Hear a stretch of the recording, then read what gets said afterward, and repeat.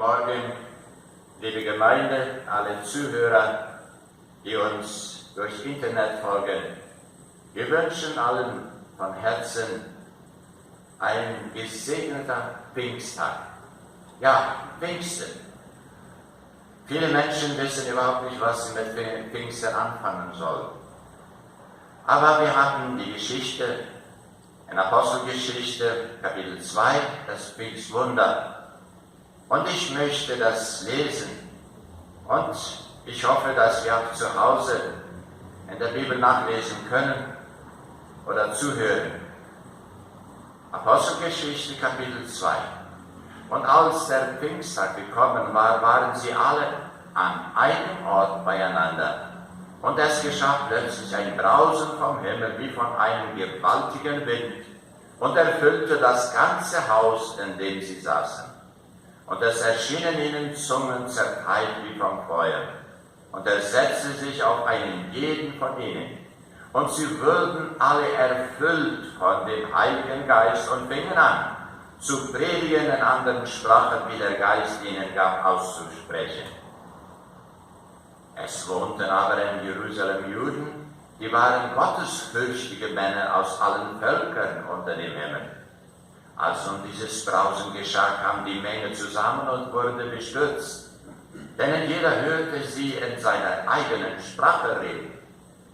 Sie entsetzten sich aber, verwunderten sich und sprachen: Siehe, sind nicht diese alle, die da reden, aus Galiläa? Wie hören wir denn jeder seine eigene Muttersprache? Parther und Meder und Elamiter und die Bewohner in Mesopotamien und Judäa, Kappadokien, Pontus und der Provinz Asien, Phrygien und Pamphylien, Ägypten und der Gegend von Kyrene und Libyen und Einwanderer aus Rom, Juden und Judengenossen, Kreter und Araber. Wir hören sie in unseren Sprachen von den großen Taten Gottes reden. Sie entsetzten sich aber alle und wurden ratlos und sprachen einer zu dem anderen: Was will das werden? Was will das werden? Was daraus geworden ist, wissen wir wohl alle. Denn 2000 Jahre nachdem sind wir noch immer hier entdeckt und glauben an Jesus, glauben an das Wirken Gottes durch den Heiligen Geist. Eine Umfrage in Deutschland von der Nachrichtenagentur I.E.M.C, die sagte nach diesen Ergebnissen, dass nur 39% wussten von den Deutschen, dass am Pfingsttag die Sendung des Heiligen Geistes an die Jünger Jesu gefeiert wird. Wo sind all die anderen? Wie geht es uns heute hier in Brasilien, wenn wir eingeschlossen oder in unsere Wohnungen sind? Vielleicht mit Angst, mutlos.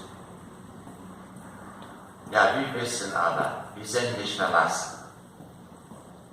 Denn Gottes Geist wirkt auch heute noch. Und darauf können wir immer wieder vertrauen. Wir sind nicht allein. Gott ist mit uns. Und der Heilige Geist, wenn wir Jesus Christus als unser Herr und Erretter und als der Gottessohn anerkennen, wohnt in uns. Aber da kommt die Frage: Was macht denn der Heilige Geist? So oft einer fragt mal, was ist das richtig? Und die Bibel zeigt uns in vielfältiger Weise die Tätigkeiten des Heiligen Geistes. Und nachfolgend werden einige seiner Wirkungen genannt in der Bibel, die wir als Christen erfahren haben oder können. Ja, zum Beispiel, was macht der Heilige Geist? Er schenkt neues Leben. Ja, er schenkt neues Leben. Wie es in Johannes 3,6 steht: Was aus dem Fleisch geboren ist, ist Fleisch. Und was aus dem Geist geboren ist, ist Geist. Weiter, er macht lebendig. Ja, er macht lebendig, wie es in Johannes 6, 63 steht. Der Geist ist es, der lebendig macht. Wie ich vorhin sagte, sonst hätten wir uns gar nicht bekehrt. Wer hat uns überzeugt, dass Jesus Gottes Sohn ist? Der Geist ist es, der lebendig macht. Drittens, er lehrt die Jünger, so wie er auch uns alle lehrt. Durch die Heilige Schrift, er spricht zu uns. Er zeugt von Christus. Er überführt die Welt. Er leitet die ganze Wahrheit.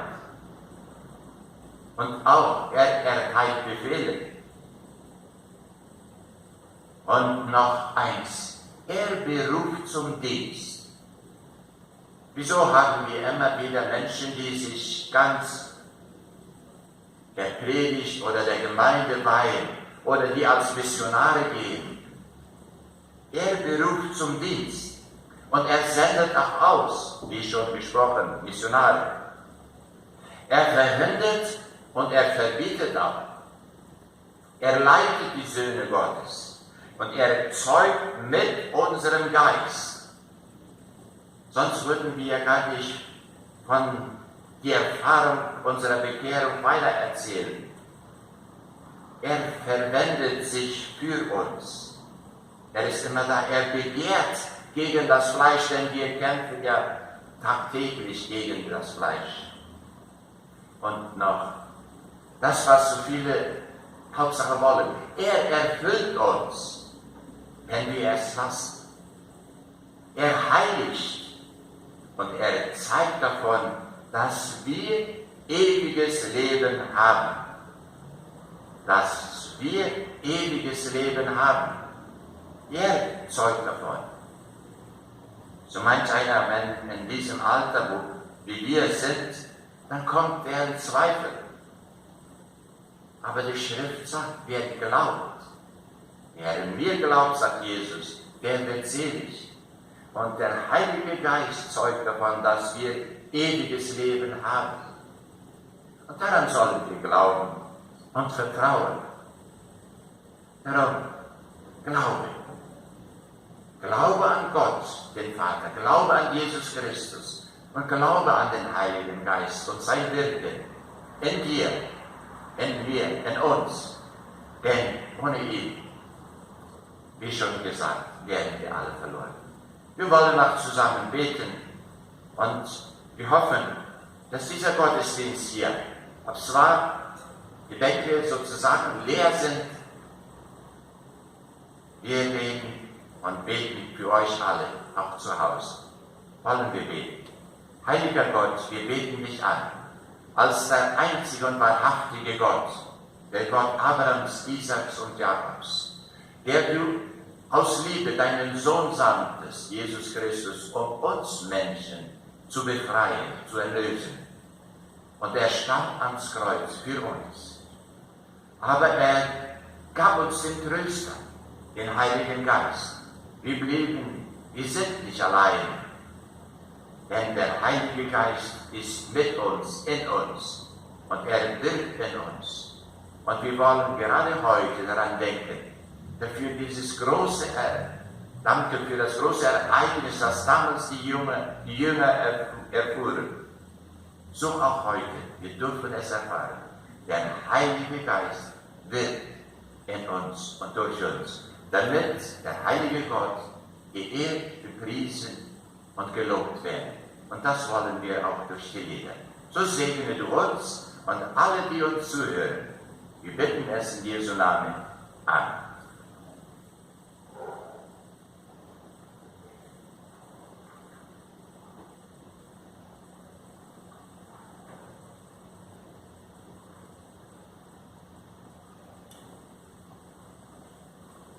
Und wir singen das erste Lied. Oft gedenken wir der ersten Zeit.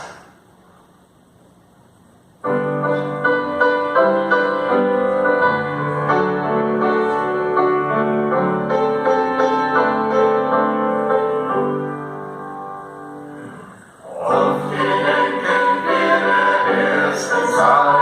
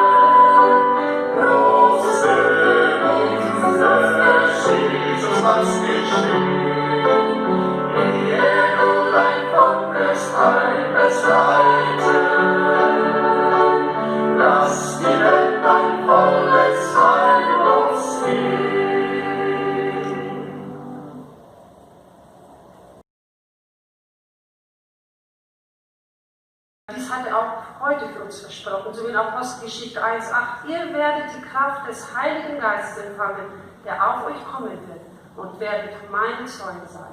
Sei das unser Gebet. Wir singen mächtige Ströme des Segens.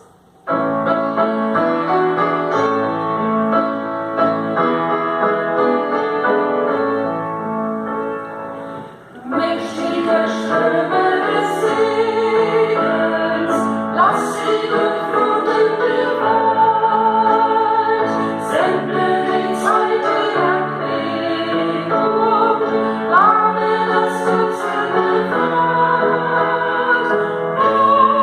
mächtige Ströme.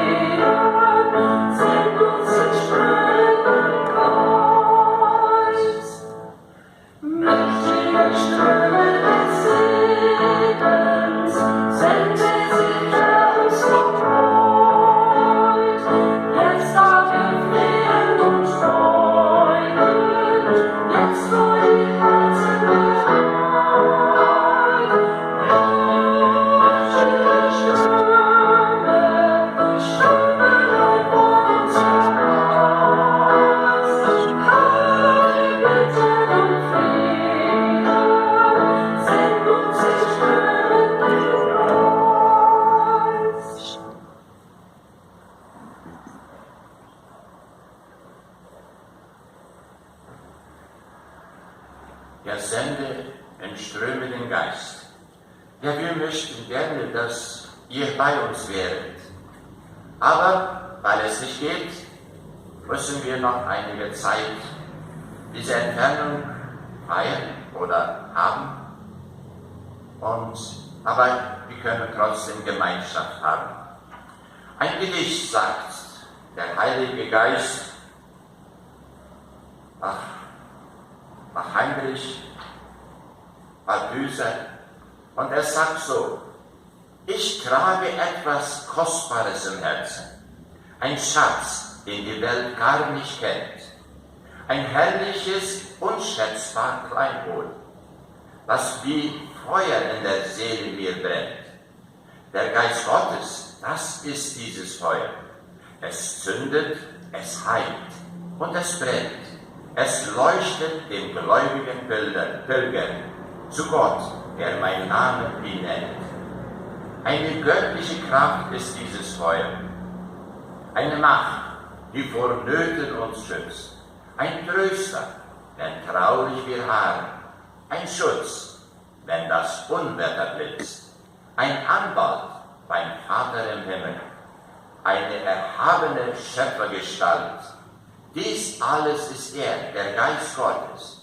Ihm gebührt Ehre und Ruhm und Gewalt. Einen Lehrer habe ich tief im Herzen. Eine Stimme, die milde mich mahnt. Einen Führer, der gnädig mich leitet. Einen Gott, der sich meiner erbarmt. Eine Sicherheit vor Gottes Throne. Einen Begleiter im irdischen Tal. Er behütet mein Herz und bewahrt mich, und er führt mich zum himmlischen Saal. Geist des Herrn, dir ist gar nichts unmöglich. Keine Mauer hält jemals dich auf. Alle Macht gebührt dir in der Höhe. Niemand hindert der Geisteskraft laut, wo du Raum findest in menschlichem Herzen. Dort kann ewiges Leben gedeihen. Und nur dort, wo du Menschen kannst leiten, dort allein kann die Herrlichkeit sein. Ja, dort allein kann die Herrlichkeit sein. Wir singen noch ein Lied und es spricht davon: Sehnst du dich? Was er sagt, ist segenbar, wenn Begegnung zu ihm bringt. Erfüllt das überfällt, so überfließt in Jesus Luft, ich komm zu mir, Geist des Feuer schenkt mich dir. Erfüllt das überfällt, so überfließt mit des Heiligen Geistes Kraft. Ja, wiederum. Erstens, ich möchte endlich was bekannt geben, nur das Bulletin ist auch durch WhatsApp und elektronisch zu erhalten, wenn wir es hier jetzt noch nicht haben. Oder ein jeder kann das auch hier bekommen im Büro. Und hier, wie ihr gemerkt habt, wir haben hier zwei, die mitsingen, Marie und Carlos. Und es freute mich riesig, als sie die Einladung einnahmen. Und Tanja am Piano, sodass wir ein Quartett gemacht haben. Und wir wollen wirklich ein Segen sein für alle. Und vor allem Gott loben und danken.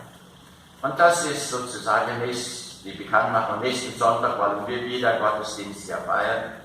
Und wir hoffen, dass ihr zu Hause dann auch das Wort Gottes hört, am zwei ihr das jeden Tag bekommt und lesen könnt. Wir sind nicht im Gefängnis, wir haben die Bibel zu Hause. Bitte forscht und liest und habt Gemeinschaft, telefoniert einer mit den anderen, sodass wir wirklich die Liebe Gottes nicht verlassen, sondern uns untereinander weiter lieben.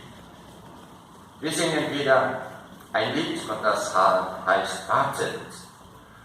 Wartet auf den Herrn, sind wir hier beisammen, flehen um die Kraft in seinem Namen.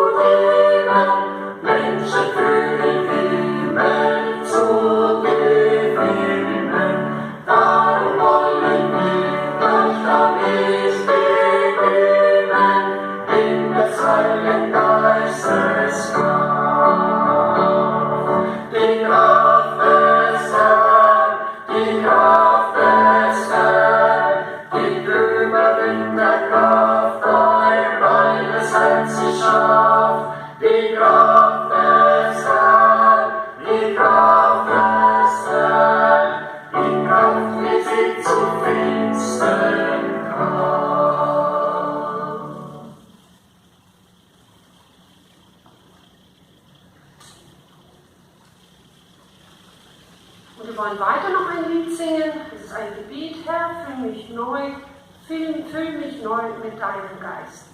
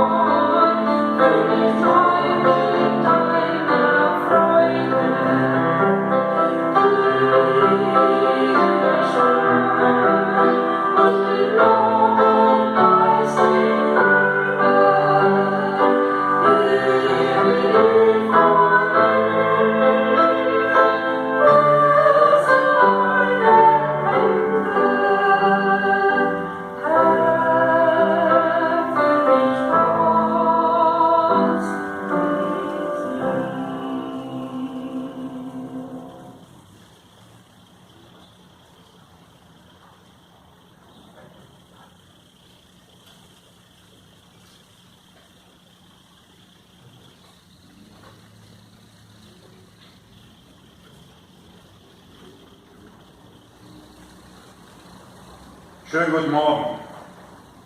Ich freue mich, dass ich das Vorrecht habe, heute einen Teil des Wortes Gottes mit euch teilen zu dürfen. Pfingsten. Heute ist ein Festtag. Heute zelebrieren wir die Erfüllung der Verheißung Gottes, die der Prophet Joel schon verkündet hatte und von unserem Herrn Jesus Christus vor seiner Himmelfahrt an seinen Jüngern, sprich auch an uns, versprochen hat. In Lukas 24, Vers 49 lesen wir: Ich werde euch den Heiligen Geist geben, den mein Vater euch versprochen hat. Heute ist zweifellos einer der wichtigsten Tage der Christenheit, der Gemeinde Jesu. Pfingsten, vom griechischen Pentekoste oder 50 Tage nach dem Passafest. Wenn es einen Tag in dem Kirchenkalender der Christen gibt, der gefeiert werden sollte, der gefeiert werden muss, ist es Pfingsten. Es gibt auch andere ganz wichtige Tage, aber Pfingsten darf nicht in Vergessenheit geraten. Durch den Heiligen Geist wohnt Gott in unserem Leben. Durch ihn redet er zu uns, führt und leitet uns. Durch den Heiligen Geist gibt er uns die Kraft, in unserem Glauben beständig zu bleiben. Durch den Heiligen Geist befähigt er uns, den Auftrag, den Jesus Christus uns mit auf den Weg gegeben hat, die gute Nachricht, das Evangelium an allen Menschen weiterzugeben, erfüllen zu können. Und alleine durch die Kraft des Heiligen Geistes. Ein Christ, der nicht aus der Kraft des Heiligen Geistes lebt, ist wie ein Auto ohne Kraftstoff, ohne Sprit oder für unsere modernen Zeiten mit den E-Autos ohne Energie. So ein Auto kommt schlecht vom Fleck. Man kann sogar gemütlich darin sitzen. Man kommt aber nicht ans Ziel und kann ganz schlecht etwas bewerkstelligen. Schon mal passiert, dass du ohne Sprit oder ohne Kraftstoff geblieben bist mit deinem Auto? Das Einzige, was du wahrscheinlich machen kannst, ist es am Strandstreifen abzustellen und du kannst nicht weiterfahren. Es kann das schönste und beste Auto sein. Ohne Treibstoff dient es niemandem.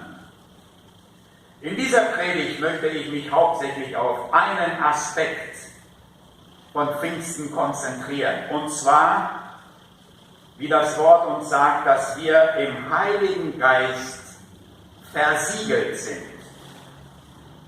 Die Wichtigkeit des Heiligen Geistes besteht hauptsächlich darin, das Werk, was Jesus Christus für uns und in uns bewirkt hat, zu vollbringen. Der Heilige Geist macht auch nicht seine eigene Sache.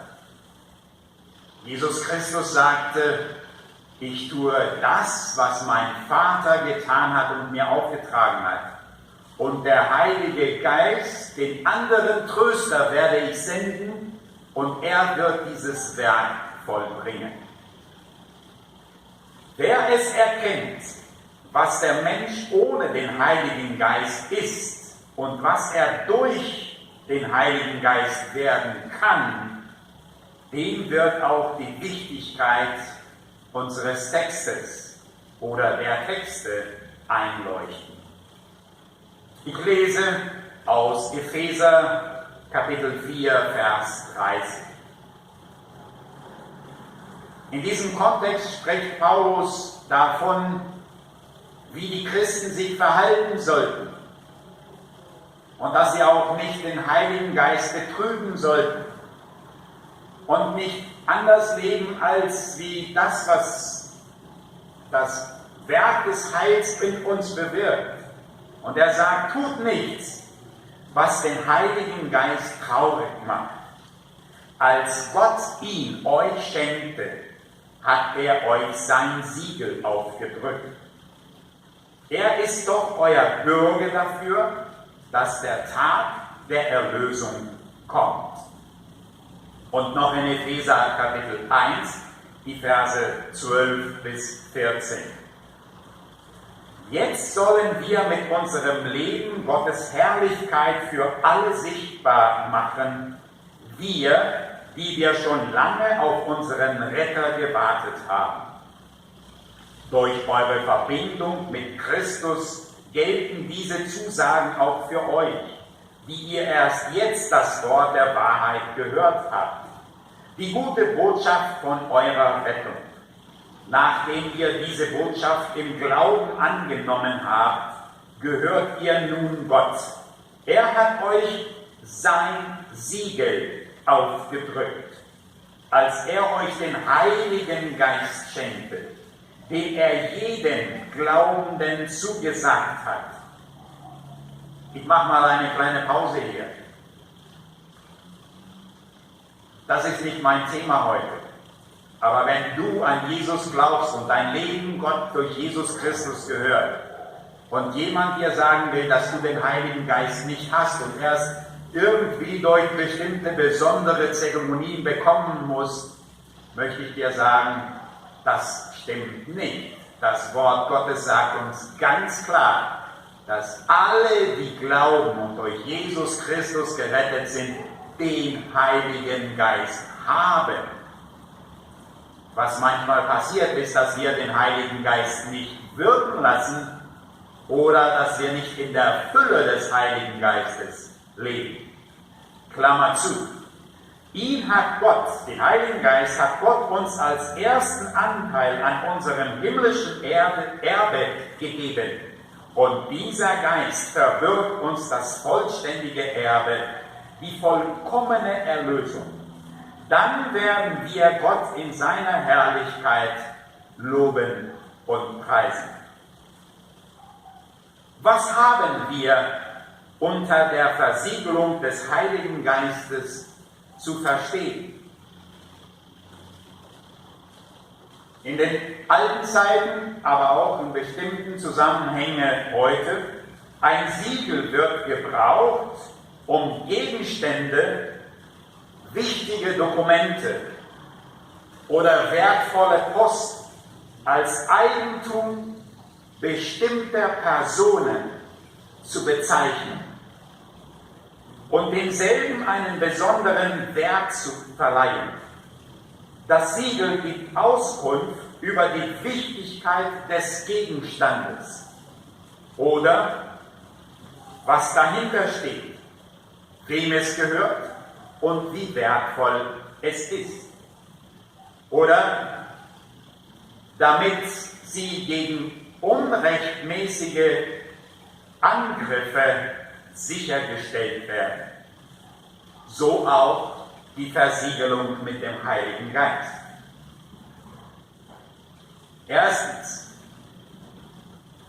es ist das Wirken des Heiligen Geistes auf unser Herz und Gewissen, wodurch er uns als sein besonderes Eigentum bezeichnet und charakterisiert, indem er uns in das Bild Gottes erneuert und uns an der göttlichen Natur teilhaben lässt.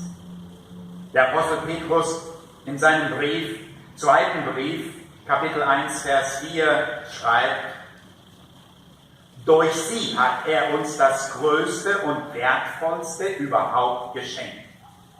Er hat euch zugesagt, dass ihr an seinem ewigen Wesen und Leben Anteil habt.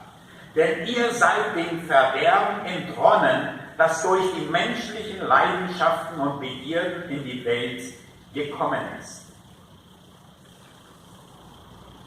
Wodurch werden wir bezeichnet und charakterisiert?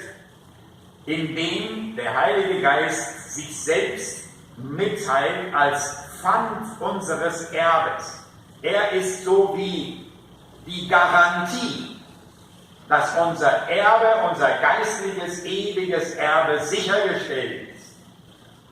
Dieses neue Leben mit Jesus Christus hat hier angefangen und es geht bis in die Ewigkeit. Und keiner wird es uns strittig machen können, weil wir das Siegel des Heiligen Geistes tragen. Wir gehören zu Jesus, wir gehören zu Gott. Es braucht uns nur jemand anschauen oder mit uns zu leben und dieses Siegel, diese Marke bestimmt unser Leben und spricht, zeugt davon, wem wir gehören. Und dass dieses Leben und dass unser ewiges Erbe, einmal wenn Jesus wiederkommt, uns gehört und keiner es uns strittig machen kann. Im Epheser 1, Vers 3 und 4 lesen wir auch: Gelobt sei Gott, der Vater unseres Herrn Jesus Christus. Er hat uns mit seinem Geist reich beschenkt und uns durch Christus Zugang zu seiner himmlischen Welt gewährt. Schon vor Beginn der Welt, von allem Anfang an, hat Gott uns, die wir mit Christus verbunden sind, auserwählt. Er wollte, dass wir zu ihm gehören und in seiner Gegenwart leben. Und zwar befreit von aller Sünde und Schuld, aus Liebe zu uns. Welches ein klares Zeugnis der Gottes Kindschaft auch in uns bewirkt. Dieses Siegel des Heiligen Geistes in unser Leben ist ein klares Zeugnis der Kindschaft, die wir bei Gott haben. In Römer 8, 14 bis 16 lesen wir: Alle, die sich von Gottes Geist regieren lassen, sind Kinder Gottes. Denn der Geist Gottes, den ihr empfangen habt, führt euch nicht in eine neue Sklaverei, in der ihr wieder Angst haben müsstet. Er hat euch vielmehr zu Gottes Söhnen und Töchtern gemacht. Jetzt können wir zu Gott kommen und zu ihm sagen: Aber, lieber Vater, das heißt so viel wie mein lieber Papa. Gottes Geist selbst gibt uns die innere Gewissheit, dass wir Gottes Kinder sind. Zweitens, durch den Heiligen Geist werden wir als Eigentum Gottes bezeichnet. Ohne ein amtliches Siegel hat ein Dokument keinen rechtlichen Wert. Das schönste Zeugnis vom Menschen kann uns nichts nützen. Wir müssen das göttliche Siegel tragen. Und das haben wir durch den Heiligen Geist. Welch einen unschätzbaren Wert hat dieses Siegel? In 1. Korinther 2,12 sagt Paulus: Wir haben nicht den Geist dieser Welt bekommen, sondern den Geist Gottes. Und deshalb können wir auch erkennen, was Gott uns geschenkt hat. Es ist die ungetrübte Quelle wahrer Freude und Glückseligkeit. Drittens und letztens, das ist das Siegel, oder das Siegel verleiht uns Schutz und Sicherheit gegen die Anläufe des Teufels. Ja, und wir alle kennen es und wissen davon, wie auch Petrus in seinem ersten Brief schreibt, wie der Böse herumgeht wie ein brüllender Löwe und schaut, wen er packen kann. Wir alle gehen durch Trübsal, wir alle gehen mal durch die Wüste, wir alle gehen durch Tiefen. Aber der Heilige Geist in uns schützt uns vor die Anläufe des Teufels. Wenn er unsere Kindheit oder unsere Kindschaft bei Gott streitig machen will. Im Kampf mit den Leiden und Trübsalen dieses Lebens oder am Tage der Offenbarung Jesu Christi werden wir es auch feiern können, dass wir Kinder Gottes sind, versiegelt mit dem Heiligen Geist. Der Heilige Geist ist unsere Garantie dafür, wie es im Text steht. Er ist unsere Würde. Als Paulus in Römer 8,31 von der Liebe Gottes zu uns spricht, sagt er, was kann man dazu noch sagen? Wenn Gott für uns ist, wer kann gegen uns sein? Ich schließe. Und zum Abschluss möchte ich sagen, lasst uns feiern und Gott loben. Er hat sein Versprechen gehalten. Er hat uns den Heiligen Geist geschenkt, ganz persönlich. Jesus Christus hat das Erlösungswerk vollbracht und den Heiligen Geist gesandt. Wir gehen täglich durch das Leben in der Gewissheit, keiner kann unsere Zugehörigkeit als Kinder Gottes streitig machen. Keine Macht aus dieser oder aus der geistlichen Welt kann uns den Frieden und die Freude, die wir in Jesus haben, obwohl wir oftmals durch Tiefen gehen, rauben. Und wir können unseren Auftrag als Jünger Jesu, das Evangelium in aller Welt auszutragen, gerecht werden. Nicht, weil wir gute Strategen sind, aber weil der Heilige Geist uns mit seiner Kraft, mit seiner Liebe und mit seiner Weisheit dafür ausrüstet. Halleluja. Soli Deo Gloria.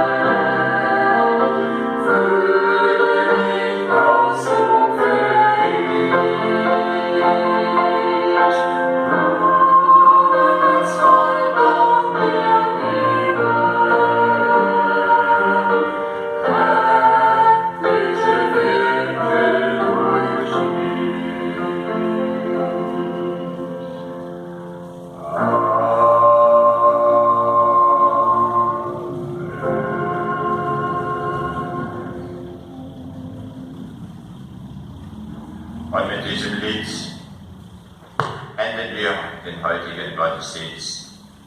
Und wie eben gesungen, Gott, Heiliger Geist, du bist Leben. Fülle mich aus, rufe ich, und du rufst auch. Fülle mich aus. Nur du kannst Vollmacht mir geben. Und so soll es auch sein. Und wir danken für die Zuhörer, die ihr mit uns wart, durch Gebet, durch Singen. Und nochmals danke, Maria und Carlos, Daniel, dass ihr so mitgemacht habt. Auch die, die im Ton und die Übertragung gemacht habt, danke. Und so wollen wir zum Schluss noch beten. Neigen wir unser Haupt. Mächtiger Gott, wir beten dich an. Denn aus Liebe hast du deinen Sohn, aber auch den Tröster gesandt, den Heiligen Geist. Und wir beten dich an, Heiliger Vater, dass du es so wunderbar verbracht hast. Darum erhöre uns. Herr, lasse dein Angesicht leuchten über uns, über jeden Einzelnen, der uns zuhört. Ja, Herr, und sei du uns allen gnädig. Großer Gott, erhebe dein Angesicht.